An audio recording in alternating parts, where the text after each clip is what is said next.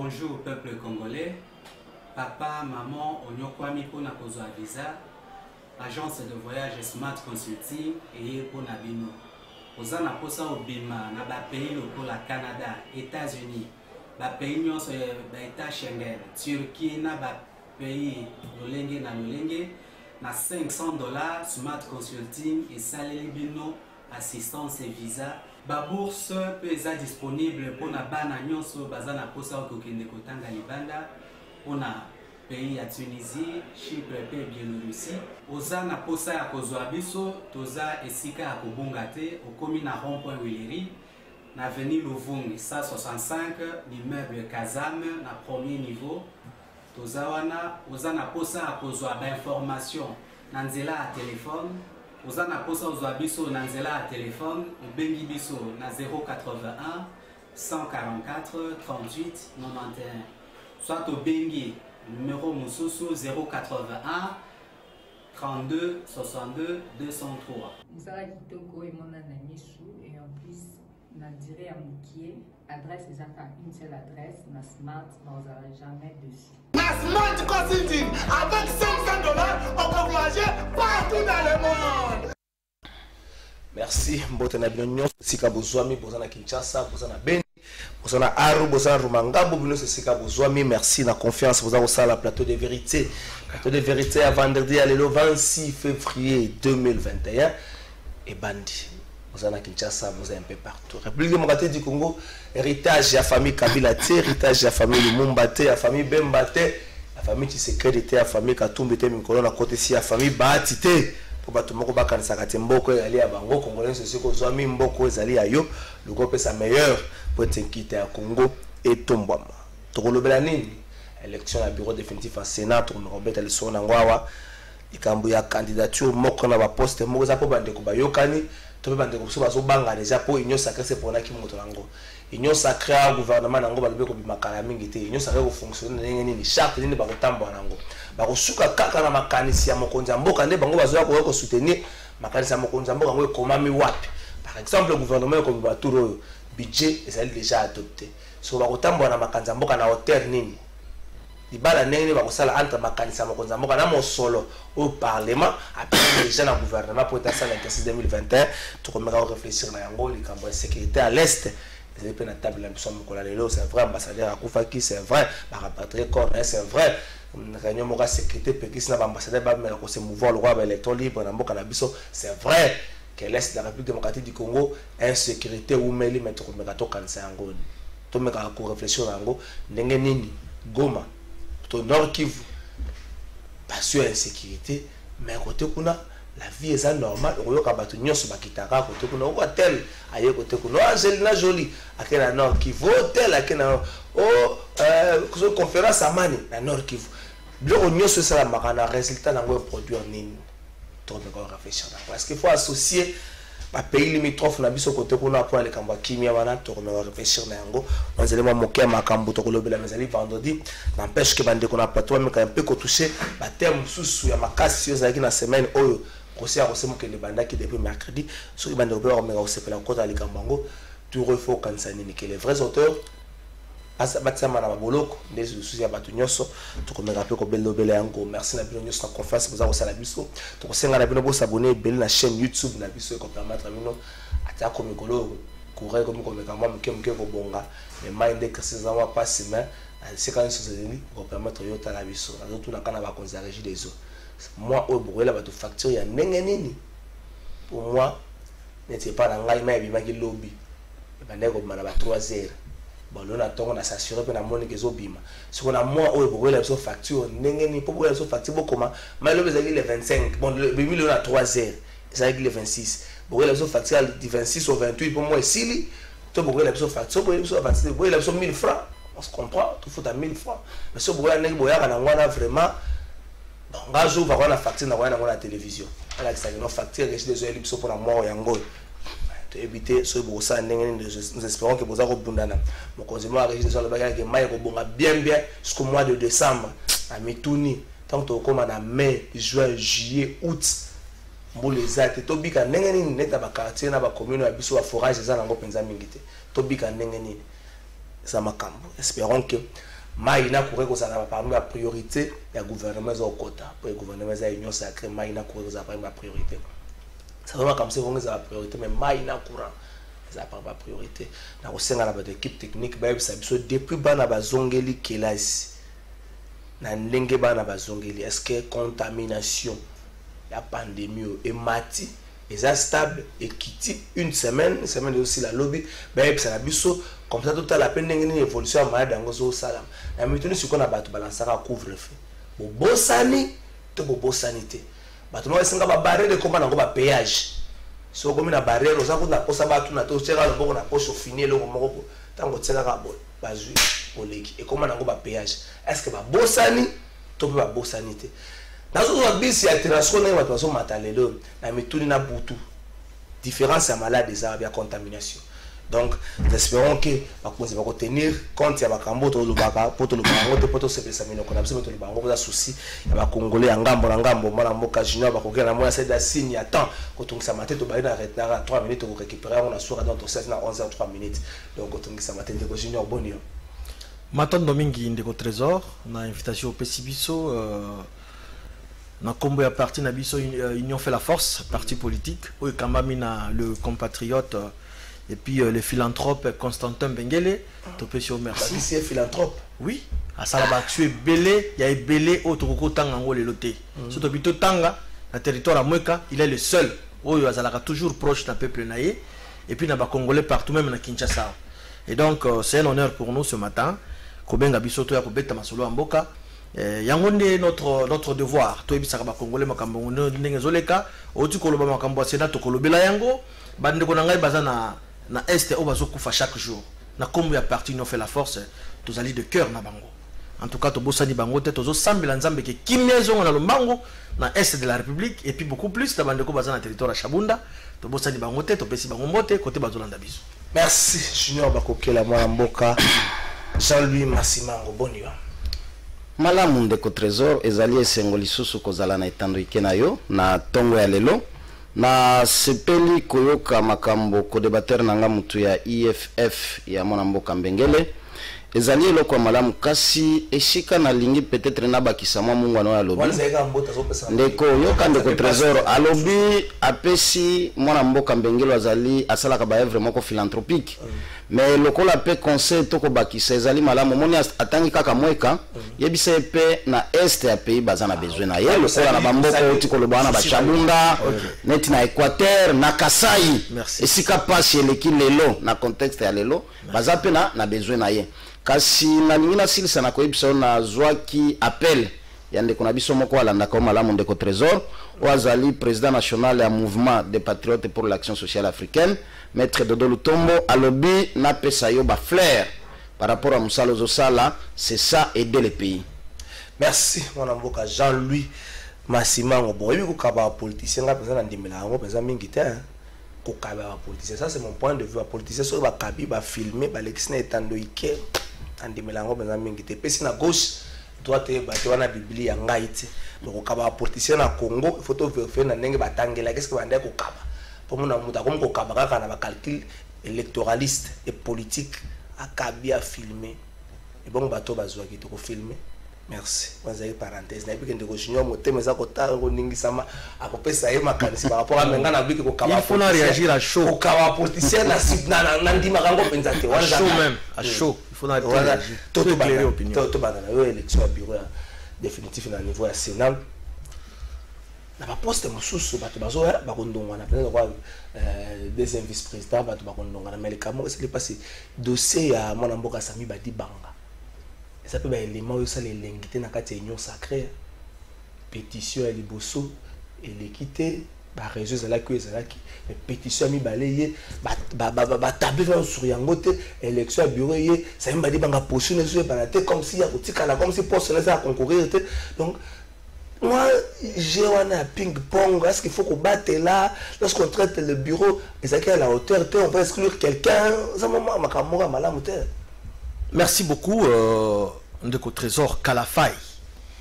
Moi, je crois que avant de répondre à la question, à l'opinion publique, des fautes en comble, comment installation en bureau définitif ya Sénat kozala na oki oti koloba wana ba politique ba salaka ba action pour que baluka ba élection na électorat na bango et tout. Moi je voudrais que l'honorable Constantin Benguele d'abord y a sali ba action na territoire à moi kazala ki député té ayeko koma député na sima na souci na ye komo na place ya uta place ya botami bande ko na ye baza na pasi na moi salaire muke azozwa ndi akanisa ki kotonga ba école ba hôpitaux ba pont na territoire moka et il est le seul s'il vous plaît aux ali journaliste il y a investigation je crois avec le temps tokosa la descente dans tina moeka okomona yango et je vous promets merci et donc il était le seul où il y a ça ajeta ki ba pont atongi ba hôpitaux ba école ba forage d'eau maille le loso comme na territoire moeka ba doazo mais la maille il y a bien c'est grâce à l'honorable Constantin Benguele asala ki yango azala ki député té na souci na ya bandeko place ya outine na koloba yango moni asala yango il était le seul et puis ba o ba sala na territoire moka ba homme politique ba na ya territoire wana ba zaki ba mbongo ebele ba zaki ba dignitaire ya régime oti koleka ba sala elo côté na territoire moka il est le seul et donc ba to ndengo na photo batela bango bazala ka moi malamu pour que ba accompagner chef de l'état c'est qui justement parenthèse ndeko na ngai makambo ya bureau définitif ya Sénat où tu peux épingler un aspect important il y a mon amboka Sami Badibanga.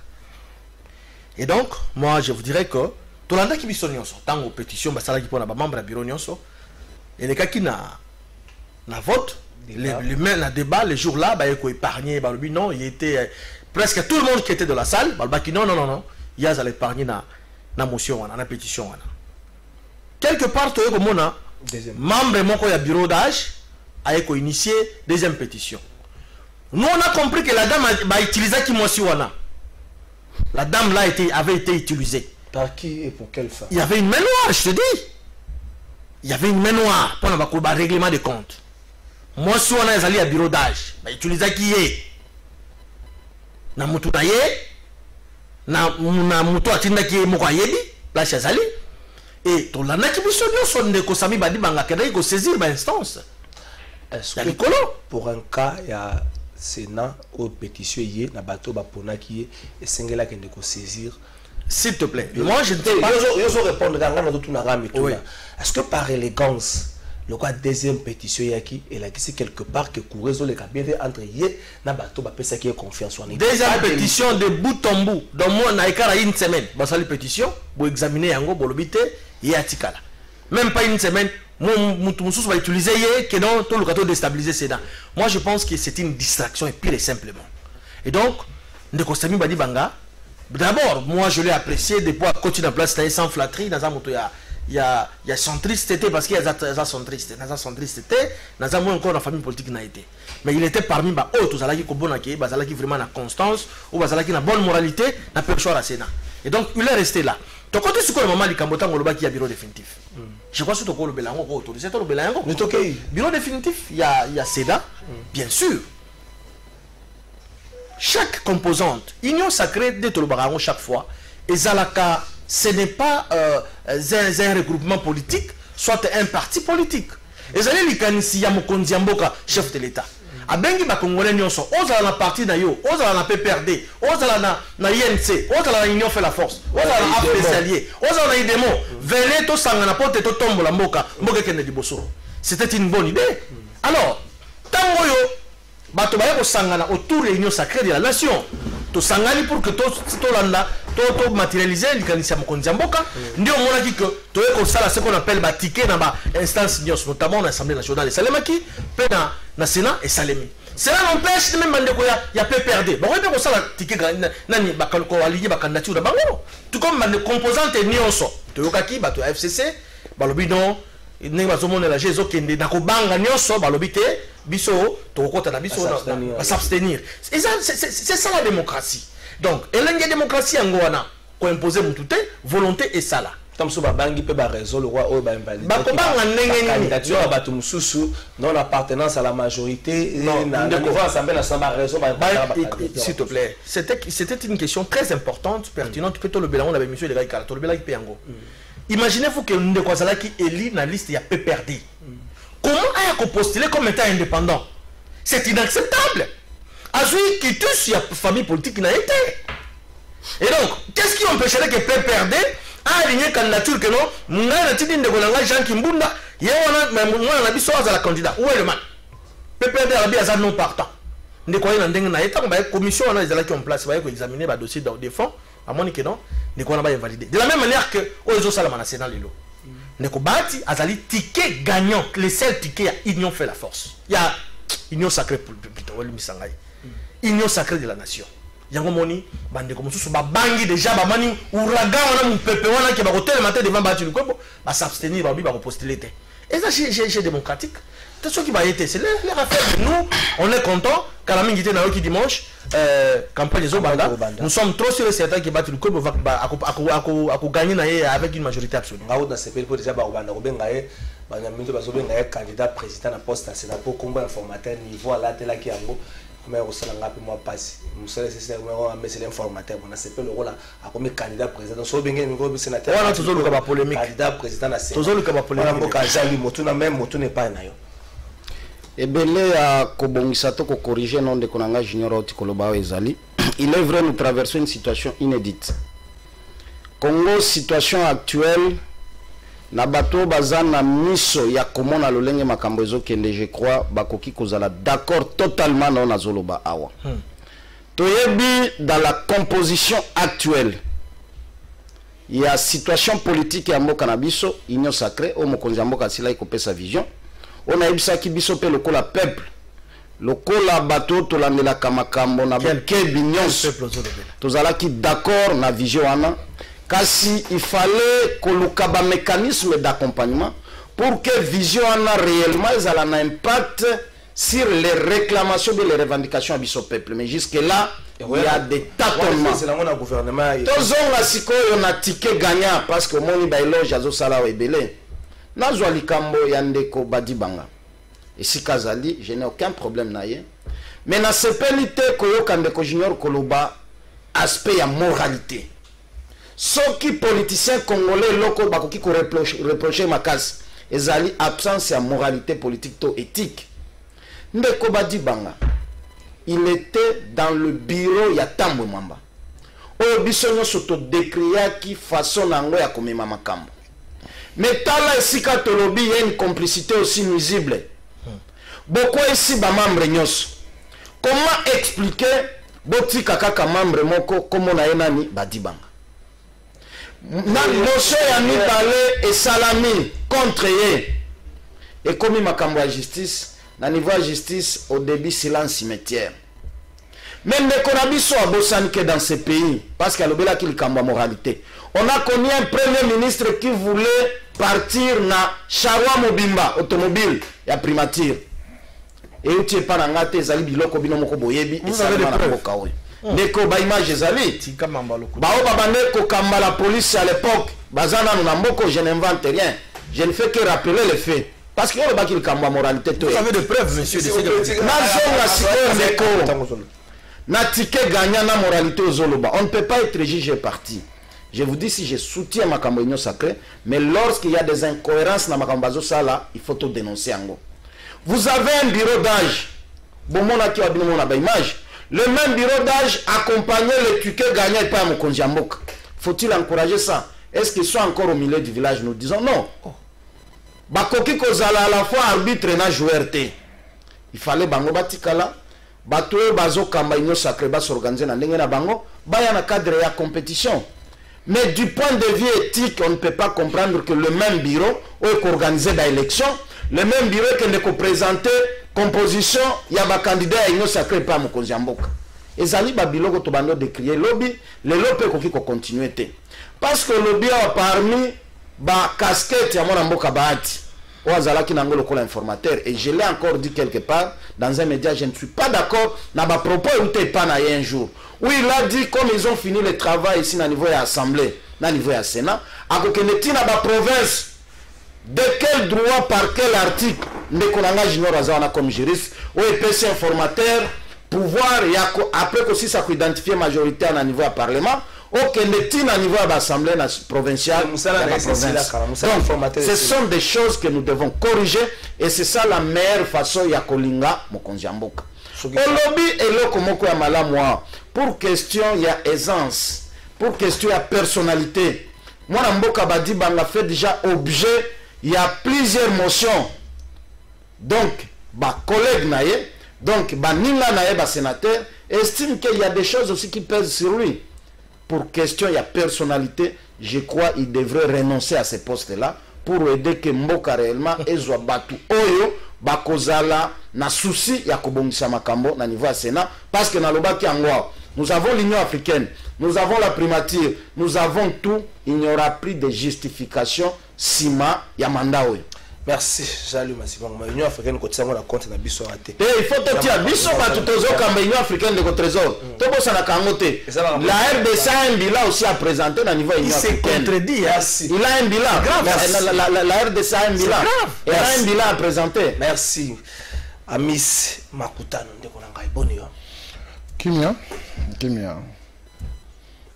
Bon, moi retard we nango to kota kambala moko na la vie facile. Bureau, élection définitive ya bureau ya Sénat. Sokolandi bandeko balobi pour na maître junior quoi de plus normal. Sami Badibanga, il y a ici qui y a eu, mais pour Ndeko Jean-Louis, il y a un peu la théâtralisation, il y a Makamo Belé, surtout dans l'élection, les deux bureaux, il y a Parlement, Assemblée nationale et puis Sénat, mais il y a Sénat. Quand le bureau d'âge, un juge est parti, accompagné à Zongi Bouffati à l'arbitre na katikati, mais Sami Badibanga aussi par élégance lorsqu'il y a deux pétitions à quoi il peut tika et bongawana atiki batumsusu bate makamweta mblanenge lingi ole à un certain moment que ceux qui makamwana continuer ceux qui bras de fer continuer à constituer blocage pamba lecture dans ça. Merci beaucoup Ndeko Kalafai na invitation na yo, merci et puis nazali ko saluer bandeko to partager na bango plateau matonga lelo bambote belé bisika bozali bambote pe na ba téléspectateurs parfois tous allez na devoir sacré à kosenga bolimbisi parce que tous en en retard et na yango to sengi na bango bolimbisi kasi pona mutuna na yo premièrement il faut na rappeler que pona kozala candidat à niveau il y a bureau il y a Sénat. Premièrement, il faut être sénateur. Et la question à se poser, il faut trouver batunyo so ba pesi ba candidature na bango bazala sénateur oui ou non. Bazali ba sénateur. Mais kasi en tant que patriote, naza ko boya to sala ka ba débat sur les individus. Pourquoi peuple azotala biso azozela ibele. Parce que ça ne va pas nous profiter à rien. Mais ce que nous devons mettre devant na attente na biso, est-ce que Batouana oyo lelo bazali ba candidat ba kozala mesure et à quoi apporter tant soit peu soulagement na passion congolais à Zango. C'est ce qui est important. Nous sommes au pouvoir, nous avons le pouvoir, on n'a plus droit à esquisse à makambo belé. Les peuples nous regardent. Nous avons le pouvoir, donc c'est un groupe de gens où à un certain moment il faut tutoyer bango parce que bango ne pas gérer mbo katon sko bito tanga ba combo ba tout ça ba débat autour ba combat ba tout exemple moi passe. Attends, ça fait partie de la gestion de la République. Moni oui. Ba fonctionnement to kotambola malamu ya ba institution ils allaient ko faire partie n'est-ce pas na ba solution oyo ko kipe kozala pour l'intérêt à peuple. Quand je dis que nous avons le pouvoir, parce que je ne peux pas le nier, moi je suis amici, je suis cadre de l'UDPS, je suis mandataire de l'État, nommé par le chef de l'État, et à cela, il faut naïeba, devoir nini o ezali kozela biso liboso. Parce qu'il faut que vous ayez motouté. Vous comprenez? Faut que vous ayez motouté. Il faut que vous ayez motouté. On passeinde vous ayez battu belé. Non, oui.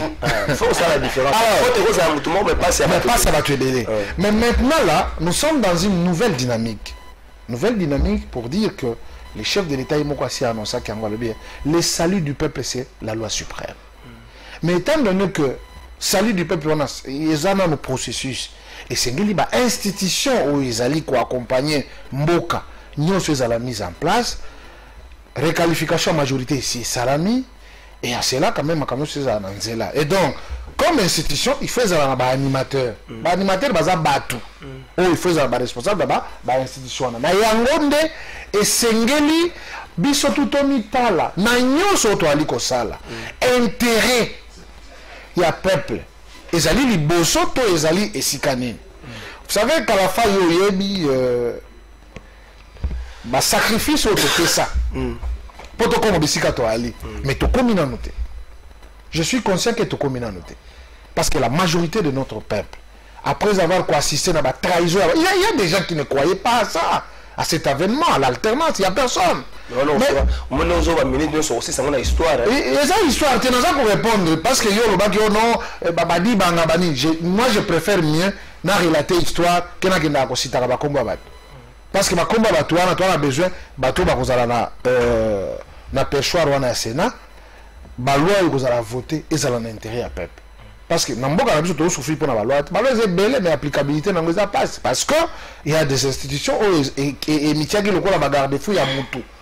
Mais l'élo désormais le président de la République a lancé, n'est-ce pas, Vision à Sika, au Nicolas Bakeno, bonheur et à peuple à la liboso. Donc, pour moi, je ne vois pas le mal. Il y a qu'à présenter des individus, ceux qui, au service, il y a Vision, il y a Makambo, chef de l'État, Lingi pour bonheur et à peuple. Je crois que je suis partant. Merci. Merci à toi, Kenare. Je pas très vite au bon c'est les mawana, les mots de l'extérieur lobby, Dengo del Cato. Image Joana que l'extérieur mokola lobby Dengo del Cato.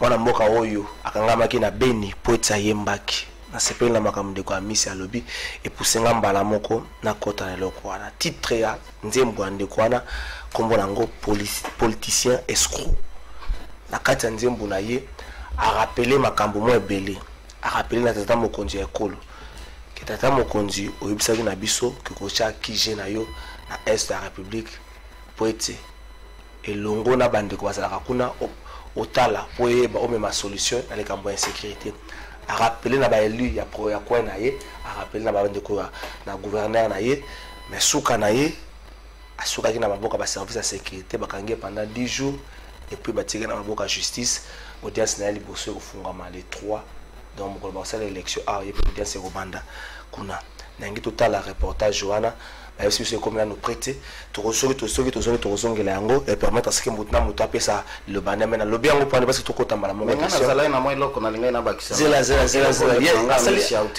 s'il vous plaît tozongela avant tokota yango tokota mbala likambo ya est de la République waza canal yo mapsona est ambassadeur akufi makambo nyoso le bami ba mesure ezwami mutu akotambola susu likambo te ambassadeur akusu ko bouger bongo te mais question ya makasi tout le monde a des questions d'insécurité dans quoi wana de continuer à bakokela c'est vrai ambassadeur aza mopaya ngala zo babato ba comprendre c'est mopaya kufuna ndako na yo ezaka na mwa makambo na ngone c'est vrai ambassadeur aza mopaya mais baimbo kapé bakufi ebeli na quoi wana mais on a comme l'impression likambo wana insécurité na est de la République tellement sociaux sont qu'on rezomaté hermozo les capé dans les oubliettes. Est-ce que tu reconnais ba gouvernement en gouvernement de président en président, ça pour autant solution les Cambouana Est. Que faire? Merci Trésor, une fois de plus. Je dois directement répondre. Je vais aller tout vite répondre à la question. On a répondre un tout petit peu. Mon co-débatteur, le confrère Jean-Louis Massiman Gomain, bon, moi j'estime que tout le cas déjà. Vous voyez, mort il y a ambassadeur italien. Toza bisonyo soba être humain. Toza na makila, toza na maina nzoto. Ce n'est pas normal to sepela tek ndeko yaki na mission diplomatique na mboka na biso. Et puis ya kufa na ba condition ya kufeli wana. Et ça li biso pasi makasi. Mais yango pe biso tozo tuna. Plus de autant de millions de Congolais ba kufa na Est la République démocratique du Congo. Silence radio ya communauté internationale. Baji sakate mokonzi mboka tata mokonzi ekolo azobelela butu moi pour l'insécurité na est a hérité situation wana kutaki yango tozomona appui moko ya communauté internationale te pour na baluka ba maîtriser est wana ya République démocratique du Congo musala po bana alors biso na bango to non, biso tout ça l'armée na biso. C'est ça la politique interne, tout ça l'armée na biso. Mais vous voyez bien que ba tirer de ficelle pe ba otaka, ba s'appliquer na kati ya mboka na biso des fois. Yango peut-être, je dis peut-être on a liwaya Athanasio, il s'agit Luka. Peut-être moi solution comme on en a est. C'est inacceptable un diplomate. N'a aucune contradiction totale. Le gouverneur se dit azala qui informé qu'il ne kowa nazo leka nazo wana.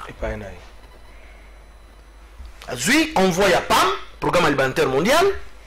Est-ce que yango azala qui sécurité pour que comme ça y a à destination kendaki? Je ne pense pas. Comme Balobara na droit, nul ne peut jamais se prévaloir de sa propre turpitude. Tout ça quoi accentuer en côté, mais quelque part il y a une imprudence. Parce que Est la République ils ont déclaré comme zone rouge. Au quoi qu'il y a un boulot, Biso to la mission de service au Goma ou bateau kakapoke de Bukavu, mais tout un problème. Il faut que vous allez un peu sécuriser, même dans la Yamai. Nous connaissons mutu Bukavu azaliao. Nzoka ndozo nzela makolo de Goma on le kandela ruturu wana. Gouverneur de province azalaki wana pona cause. C'est de son droit qui a sécurisé un diplomate. Ba service de sécurité bazalaki wana balobi bazalaki informé na déplacement wana te. Yango moni na yoki, je ne pas eu la pression na yoki ko état italien ba comme ko condamner PAM, comment bazoki légèreté wana ya ko faire déplacer un diplomate à Goma qui est dans la zone jaune wana. Ce n'est pas normal. Tout décrier, tout condamner cette barbarie, ce n'est pas normal. Peine avec encore contradiction, FDLR balobi bango babi makambo wana te. Oka une armée étrangère na mboka ya batu bakoza audace. Ma mouvement rebelle ya mboka na biso ce qui est vrai par rapport au mouvement rebelle ya mboka mso ba dibando sa responsabilité ya mboka mso ba wanga na kaka. So li kam seli ba mouvement rebelle. Est-ce que FDLR les mouvement rebelle ya biso? C'est armée rwandaise. La mboka biso ba. C'est armée rwandaise. Bazo audace bon la que non tuerie na bango ba yebi yango te. Na mboka ya batu bozo pe audace bozo pe courage ko ba bango vraiment. Yango bozo senga makambo zo le canal de la République démocratique du Congo. Il est vrai que le président de la République a ça vraiment offrir au moulin ko travailler pour que personne a toujours un peu concours à la communauté internationale. Ba ko appuyer biso. Pamba te liwa ndeko wana. Je crois que moi solution qui est comment on a installé RDC. Merci ndeko Jean-Louis moi na moka chinois le à l'interne, toujours mais quand même au travail, mais le problème est communément complexe. Et c'est peut-être rapport, il y a le banda pour nous permettre à ce que tout le monde définitivement. Mais est-ce qu'à l'interne, nous savons toujours ça là, et ça à mesure, il y a que détecter à ta raison, au terme moral, ou batamine à sima makambouana, pour être sûr que tout ce qui beaucoup le reste, et que ça va me perdre la chimie. Ndeko tang na loba makambo ya este na loba ngo na pasi na motema tozali ba représenter ba structure ya liboso oye dénonciaka abattoir humain oye s'installer na est. Il est vrai ba cause ezali ebele ya situation wana, il y a des causes endogènes c'est-à-dire ya kati na ba cause exogènes c'est-à-dire ya libanda. Kasi lokola ekelamu ya nzambe ndenge ndeko na nga junior oti koloba liwa ya mutu ko kosala biso pasi et ambassadeur wana. Mais je crois une grande partie ya ba congolais ba kozalanga d'accord qu'à un certain moment il faut makambo bongo komaka pour que pe et alerter ensemble ya ba autorité na biso na ensemble ya communauté internationale. Parce que biso pe to bosanate nous faisons partie aussi de cette communauté internationale là. Namboko il fallait causer là. Ba le korabiso ya MONUSCO contingent Mobimba ezala attaqué na est ya bande konabiso ba Tanzanien pour que la communauté internationale en question ait certifié que ba ADF bazali réellement réseau moko terroriste na est. La même communauté internationale makambo bandi na Kasai kamona sap batu bazo kufa silence radio. Il fallait causer la des experts ya Nations Unies ba kufa pour que ba certifier que réellement il y a un problème au niveau de Kasai. Lelo biso tolobaka wa tolembi na koloba meto kolemba te parce que zali kamamboka. Il fallait causer la ambassadeur wana akufa pour que la communauté internationale sala nini etelema. Kasi eloko ya kukamu sezami. La même confusion qu'on a eu période ya Covid sur la vraie identité ya premier cas, c'est la même confusion tozana ngona liwa ya ndekona biso wana ya Italie. Bandenge nini?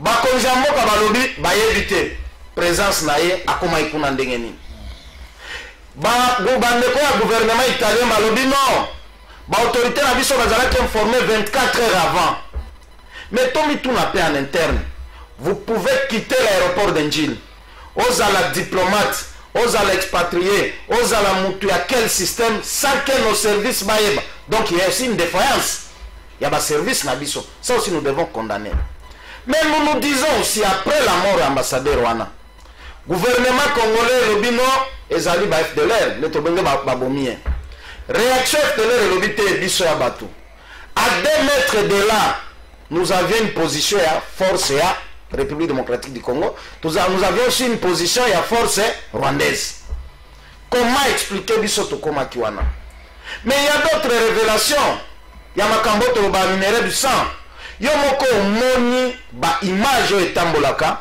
bato bazo exploiter ba minerai na minuki na sima cela voudrait dire quoi bazali na bato ba alimentaka bango nous avons des images ba avion qui takana ba balabala côté ba walikal ba Angelina Jolie ba mais pourquoi ba service na biso et ça la kaite même ba abattre ba avion wana donc quelque part ba yebi il y a un silence cimetière yango to koloba boye soki ça wana mokonzi ya mboka situation ya est lelo ezali inconcevable dans notre propre armée il y a des rapports où les gens sont cités certains officiers ya Congo qui travaillent pour la destruction ya mboka mais ti lelo baza na kati ya armée na biso et là silisa na koloba boye parce que ndeko na nga lobaki total la paix communauté internationale aucun pays n'a eu de solution à problème na bango interne en se basant sur effort ya bato ya libanda il faut d'abord qu'il y ait une organisation en interne pour que biso moko totia biloko na libanda est-ce que yebi mutu asungaki RCD échoué à l'époque général Padiri lelo batia yo wapi na affaire sociale merci bato il fallait babunga na terre ezali makambo yazolukela ye mosala te sekiraki se bati oyo ayebani oyo asala mpona mboka et l'asile n'est pas un tabou merci nakangaki eloko moko zone wana ya este insécurité ezalaka me baavio ekitaka nga mpena kozala mokolo moko nayoka no baservice na biso ya battre avion moko oyo bazali kokitana na po eyebani te surtout tala nani azalaki na kati ta mosusu ekoki kosunga biso mai na babi teke tosala bongo mwana mboka ya misi confusion autour ya informé ou pas mais nga namoni makambo ya information komi kowumela Minembwe informé non informé ambassadeur informé ou non informé mais un moko ce qui explication ya PAM ezali ekozama élément moko justificatif parce que PAM ezotamba ndenge nango bakende kopesa basonga bandeko balia so akotaki na kati kuna pombe comme tuna ndenge na professeur akota na kati kuna même ça peut être monté tout même makambo sauté mais l'est de la République est-ce qu'on peut dire ndenge ezaki sous Kabila Léo Félix n'a pas trace ya Kabila la question est de la République parce que avant égal après na est de la République peut-être la Congo mais na est de la République démocratique du Congo. Bon, ce qu'il faut retenir vraiment, il faut retenir que nos confusions, na makambo confusion ça. OK. Confusion ça premièrement, je crois que ndekonangai Masimango Aucholoba. Ce n'est pas important to bomba kalibo ke moto, sineropola. C'est pas normal. Il y a une défaillance de nos services. Un ambassadeur à Longo Kisasa a commis à Goma. Bon, peut-être comment ça se passe chez nous. Là, c'est chez nous. Okay. Vous comprenez? Si on commis à l'aéroport, tu as Monisco, tu as la place na bango bakome laka. Ce que là les gars écoutent. Attends, ba na place na bango bakome laka. Ba na place na bango bakisaka biloko na bango batalaka yango te. Mais nous avons des services. Oh, bazali habilité, ozala mupaya te, il faut passer par les contrôles. Il faut nous obéir là. Ce n'est pas une question. Quelle est leur mission? Mission à service, mission à ma c'est juste pour un ministre, un PDG, sur ma commune aéroport, au Canada, on va voyager. Quand un diplomate se déplace, il faut mourir. Azoke de wapi, azoke de kosa là, nini. Tout le monde dit déclaration à ministre Affaires étrangères, il y a Italie. Alors, ce n'est pas le gouvernement, ce n'est pas aussi le président de la République. Mabe outi na batu ya PAM parce que PAM kuna atravaka en collaboration avec ma contingent des Nations Unies. Zone wana avant collègue, il y a un programme. Bah dit que non, les autres au 4 bateau municipal, pas 4 même la population, pas 4 zone wana. Mais lui l'ambassadeur, à qui qu'on s'est retrouvé qu'on a eu mon nini sans bas militaire il y a Nations Unies. Tu dis que liwa tokoko c'est pour nangote. Liwa eza malamu te puis babandi ko bonga batu, ce n'est pas les lots. Triangle eza triangle c'est comme minéré, pe makamwa malamu ezalaka kuna. Alors bango ba préférer ka kuna. Mais au Maniema aussi, on a besoin de mon ambassadeur d'Italie, tout comme ambassadeur des États-Unis. À Congo central. Congo central, non, même tout le temps, on a Maniema. Pourquoi on n'a pas de hein? Bakoma Kalima, Bakoma Lubutu, Bakoma Pangi, Bakoma Kendepekuna. Mais Bakoma Kata. Maintenant, le drame on est comme le biso à Kofi. C'est un fonctionnaire de l'État au niveau Italie, mais tu vois qu'il se pèle dans l'Iwa à Mototé. Mais Kassibiso Mogoto Mitala. Comment ils allaient passoir que Kota, Olingo Koti a offert, Olingo Bima a offert? Non! Entre nous, on se tracasse ici. Même à Yo, Kalafa, Yo, comment Rakuna, on va se dire non, qu'est-ce que tu vas faire là-bas? Ok, on s'en dit Yo Congolais. Mais voilà, un homme, à la posture mondiale, Bakoti Kaya Kota, Kemegoluka, Nim, Zone Waliza Mabé. Parce que ça ne peut pas s'expliquer les communiqués. Ça fise l'irresponsabilité. On n'a pas été informé. Quel est le rôle de l'État?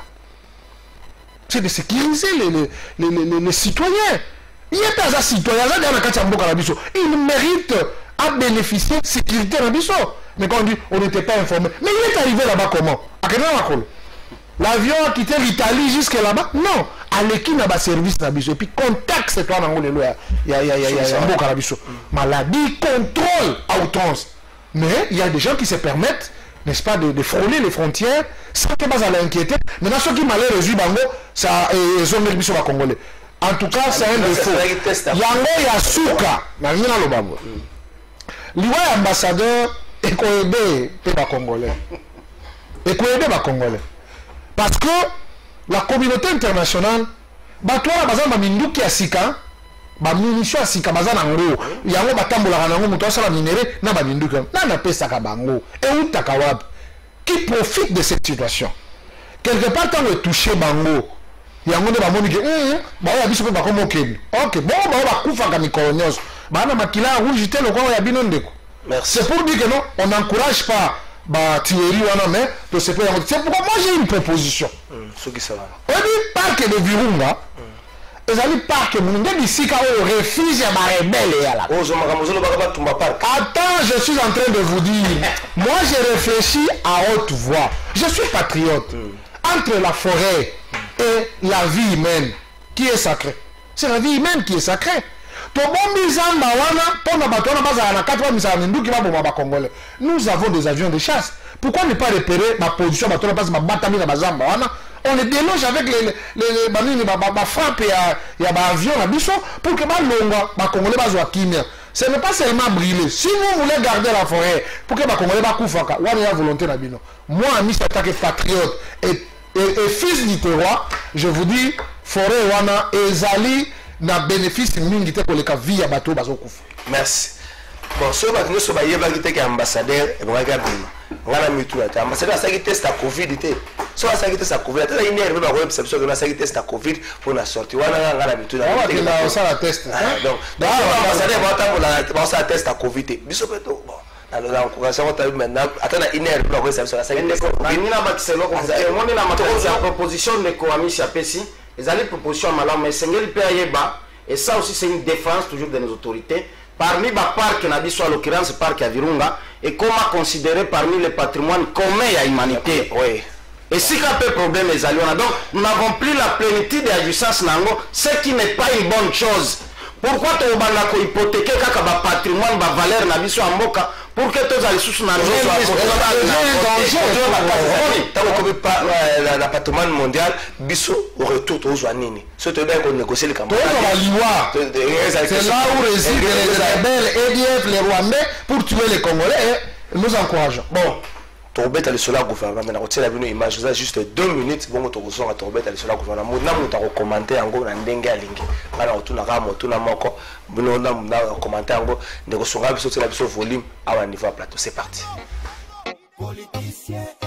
C'est après la sortie officielle de ce clip que l'artiste et musicien Idengo Delcato a été arrêté. Durant 10 jours, il a été détenu par le service des renseignements militaires de Béni avant d'être transféré au parquet près le tribunal d'épée. Actuellement, il est à la prison centrale de Kangbay en attendant sa comparution à l'audience fixée au 3 mars 2021 prochain. Selon maître Philemon Ndambi Wandambi, membre du conseil du prévenu, Idengo est poursuivi pour en face au chef de l'État et aux membres de l'Assemblée nationale et faux bruit. Il précise que son client réitère que sa chanson n'est pas susceptible d'injurer les autorités, mais de les rappeler leurs promesses lors de la campagne électorale. Nous sommes en train de préparer assidûment la défense de notre client, M. Idengo. Il a un moral haut, parce que pour lui, il a dit que ce n'était pas une chanson d'injure ou une façon de pouvoir décrédibiliser ce que les chefs de l'État et les députés sont en train de faire. Mais néanmoins, il voulait rappeler tous les députés et les chefs de l'État au regard de toutes les promesses qu'ils ont eu à tenir pendant la campagne. Dans la chanson Politicien escroc, en ce qui concerne le président de la République, l'artiste et musicien revient sur sa promesse de la délocalisation du Kakokolo pour Béni en vue de faire face à la persistance de l'insécurité dans cette région. Il rappelle également la canalisation des recettes de la province sur le recouvrement des plaques d'immatriculation lorsqu'il cite le gouverneur et les députés élus de Béni ne sont pas en reste. L'ONG La Voix des Sans-Voix pour les droits de l'homme, dans un communiqué de presse publié le 13 février dernier, estime que le droit à la liberté d'expression de l'artiste et musicien Idengo Delcato a été violé et elle dénonce la politique visant à réduire au silence lieu et place de tirer les conséquences du contenu de la chanson. Selon l'ordonnance loi 300 du 16 décembre 1963, l'offense commise publiquement envers la personne du chef de l'État est punie d'une servitude pénale de 3 mois à 2 ans et d'une amende de 2 à 10 000 francs congolais ou d'une de ces peines seulement. Merci. Tabande niveau régie Idengo Delcato. Asa na maboko ya justice. Soki pona ye ba service ezalaki informé. Soki pona Idengo ba service ezalaki informé. Soki pona ambassadeur ko tambola ba service ezalaki informé te. Kama Minembwe ba service boye sa to suka wapi. Milice de Kingabwa boye sa to suka wapi. Boye sa biso pe makamususu. Botika ate to mona kaka l'équipe boye pe si lango lokwa mo pepe. Je crois que nous avons commenté le coin, mais le gouvernement aussi ça nango attention ça pour la formation à gouvernement Sika. Premier ministre na kombo moko bon premier ministre na molimo ya bilinga za sans shoba warriors. L'excellent ka ba guerrier. Donc c'est compliqué ba mi bangi ba warriors ngolo ba l'excellent ka ba guerrier. Mais to so ba ba guerrier mo ba 80 ans. Na gouvernement to mutino guerrier aussi masusu mundu ka ngone ngene pa kota za ba guerrier mo ba 78 ans. Alors si mundu ka ngone est-ce que il faut que le saka ba gouvernement ba kombo wana ndeko amisa le ba wana bandito na tango ba résultat les warriors senda et là le biloko mo zota mo les réseaux sociaux ta ba ndenge nango ça dit va les réseaux sociaux étant ban lorsque le premier ministre dit ba warriors banini est-ce que mo ta ba na mutu ke ba guerrier le bossa ki ba technoka tango to ba ko ba guerrier pour la nzala guerrier pour l'insécurité, guerrier pour la problème à l'autilité, guerrier pour la maille. Est-ce que c'est à mesure tant même il y a de la chance pour le gouvernement. Merci, merci de votre trésor. Oui, vous avez une minute à l'écambouan de côté. Oui, on a lundi image wana. Bon, personnellement, le monsieur n'est pas peut ne pas avoir raison. Dans le sens qu'il a généralisé, il a parlé de politiciens escrocs. Cela veut dire quoi, à mon entendement? Les politiciens, il n'y a pas de peuple qui a le pouvoir, ce sont les politiciens escrocs. Mais le peuple a payé beaucoup. Il y a toujours un peuple naïe. Comment vous qualifiez les escrocs? Ils ont la sensité. Et donc, nous allons s'atteler beaucoup plus sur la parce que juste à ça, ils vont apprécier et si ils estiment qu'on va libérer, ils vont libérer. Alors, le gouvernement, mais avant la côte de gouvernement, nous avons un peu étonné, surpris comment on a représenté un peuple, à la plaidoyer, il y a un général qui va payer Moussala. Mais c'est grave ça, c'est grave. Et donc, place au bâti, c'est que mon cas mérité à la wana, à la paix wana pour place au nekokinaye. Gouvernement, il y a union sacrée. Bien, moi personnellement na sepela ngende mo konzamboka ota ikopesa confiance na un jeune 43 ans. C'est une bonne chose. Mutoza na ba énergie nyonso na nzoto. Oya kozwa courage akokoma na Shabunda, na Ingende, na Bokungu, na Mweka, na Lubumbashi, na Goma, partout. Il y a donc muto terrain, disons. Par rapport à Pepe Wazala qui est un peu Lubumbashi, Kinshasa seulement. Depuis comment Premier ministre Tininga Bimi, Kaka Katanga, Lubumbashi, Kinshasa, une fois seulement Pe Azoka Yaï Makambokuna. Et donc, tout à fait normal. Azo ça la consultation, je crois que c'est même négocié. À quoi servent le quoi? Bah oui, parce que le Premier ministre a formé une équipe gouvernementale. Il faut que les uns et les autres, tous les partis plutôt, partis politiques, tout le parti dans le sens qui est partie prenante, voilà. Et donc, avec Kibango, Penamoni ça continuer. Et tout à fait normal, attirer le gouvernement de Warriors Dingolobi, guerrier, bateau vraiment homme sur terrain, bateau techno bureau climatisé, ailleurs on a la veste naïe, tout ailleurs va français milay non. Le député il faut privilégier ceux qui ont signé les pétitions contre bureau. Ça n'engage que lui. Mais comment on va privilégier 251 personnes? C'est ça sens parce que ma pétition on va dire que nombre est 251. Donc on va couper ça tout le monde, tout le gouvernement est 251 personnes. Ça c'est grave ça. Et donc gouvernement Warriors, moi je soutiens cela parce que il faut battre à terrain, combattant, voilà le terme approprié. Combattant, guerrier. Bateau que s'il y a un problème, bateau qui t'a sur le terrain, manche à chemise en haut, plié en haut, et ils étaient comme veste dans le bureau climatisé. Non, il y a peut-être et il faut soulager des difficultés en Bokanabiso. Nous, tant que l'Union fait la force, le parti politique, on a vu chance à Kokamba. De soutenir Mokonzamboka premièrement et puis avec son gouvernement, le premier ministre Naye, et que bâtir bateau oh barozana na souci à peuple congolais bateau bayebi ke na tongo mama ya kimbante ke azo ma basia fufu na mutu na yemba na bayala kinza mutu na ba réalité wana ba ministre wana ezate ba ministre balia ka shawarma à tout moment badini tout ça non nous voulons vraiment véritablement bateau bayebi souci à mboka et puis bateau bazali na bolingo ya Congo au cause d'un docteur aux allons licenciés, mais aux en peuple congolais, aux a besoin d'être comment bâtir au ministre. Parce que nous voulons vraiment qu'il y ait un changement. Tout le monde qui 2 ans a gâché au Mokonzambo Kalobaki, qui 2 ans et qui a gâché.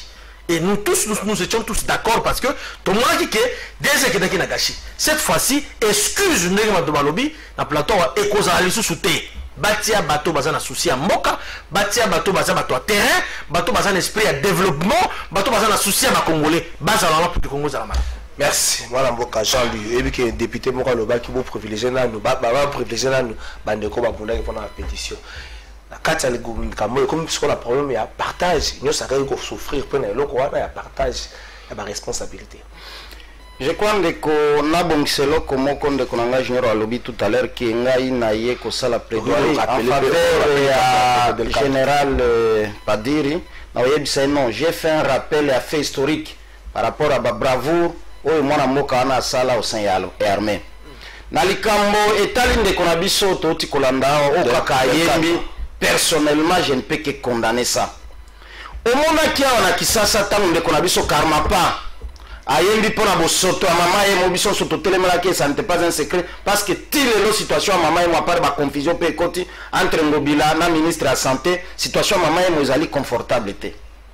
Mutu tango ayembi qui oublie que dans ce pays tozana ba politiciens escrocs. Tant que le likambo moralité awa. Est-ce que ça c'est cacher les choses? Il faut citer chaque chose na kombonango. Et surtout qu'il n'a pas cité nommément politicien escroc tel. Beaucoup poursuivre pour quelles raisons? Justice na biso isenye lipe sunga réellement mboka pour que la justice au milieu du village ou azana tort ba péché tort ou azana raison ba péché raison et puis batika ko étouffer expression ya bato. Donc personnellement je soutiens makambo de kwana yembi que ezala pe lokola interpellation à ba politicien na biso pour que ba changer ezaleli. Nazonga na likambo ya premier ministre.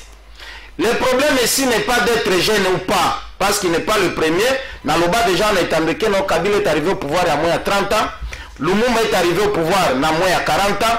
Kassavo, Mobutu, peut comment à pouvoir trop jeune. Mais le problème ici c'est l'efficacité, l'impact et la gestion sur l'attente il y a des peuple.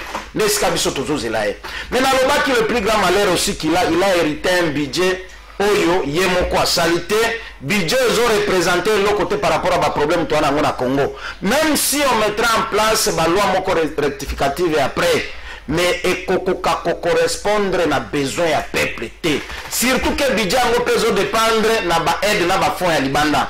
Or, aucun pays ne peut jamais se développer na babiloko wana baaide nga na loba yango nasi na démontrer yango awa.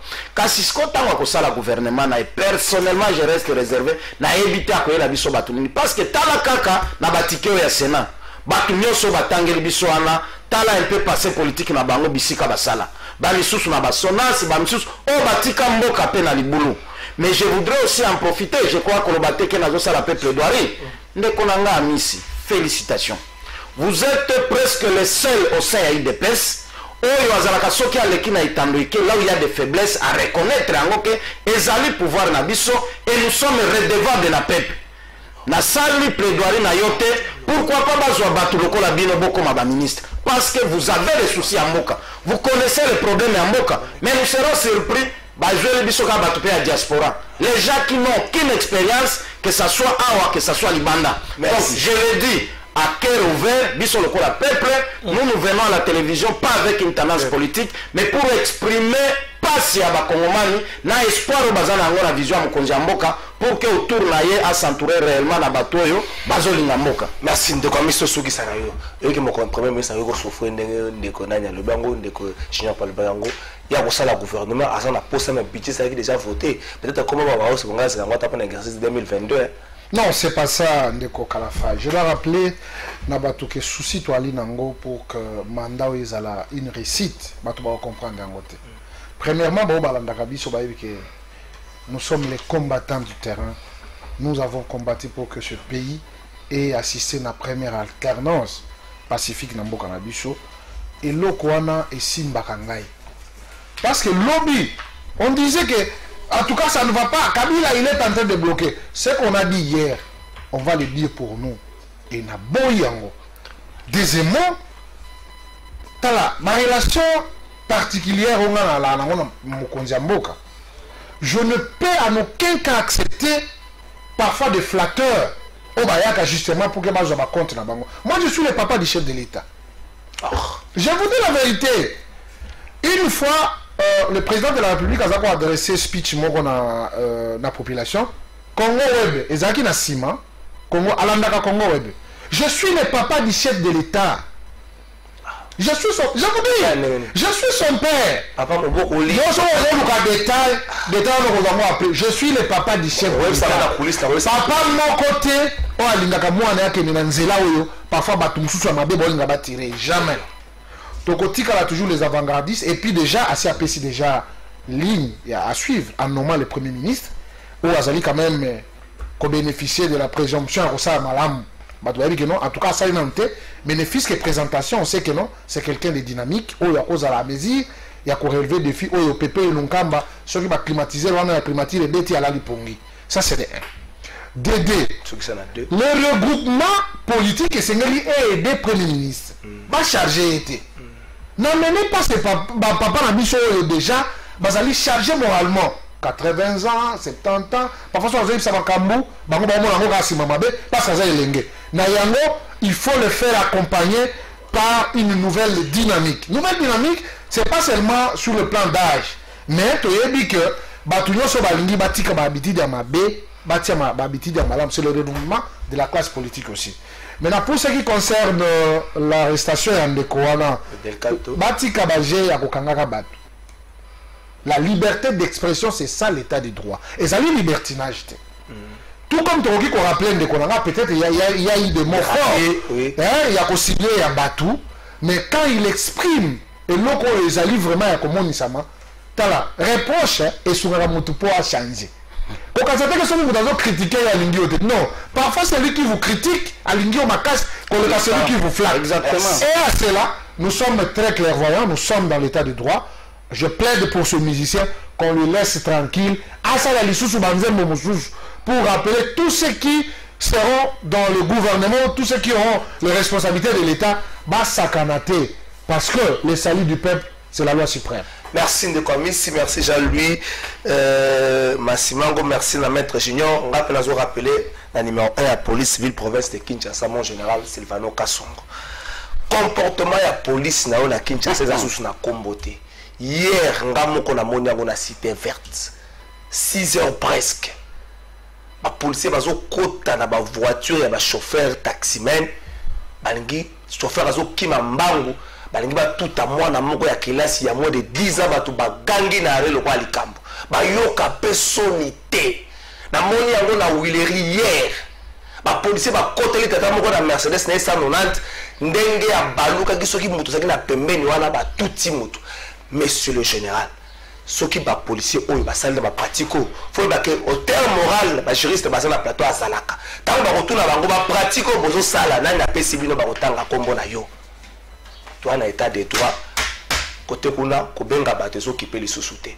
Est-ce que pour faire explication sur ba bingo le roi Kalef n'a pas cette explication to éviter mais au moins rappeler à l'ordre ba la police à ville province de Kinshasa. Na yebite makambo nini mondingisani bazape na mukanda te ngana moni police azokanga wewa po azati lipapa mukanda ne bopekesi wewa ata lipapa te pe manango na balabala e uteli wapi na moni yango na cité verte le dimanche e uteli wapi ba pratique wana à un certain moment état de droite merci Michel Lesile.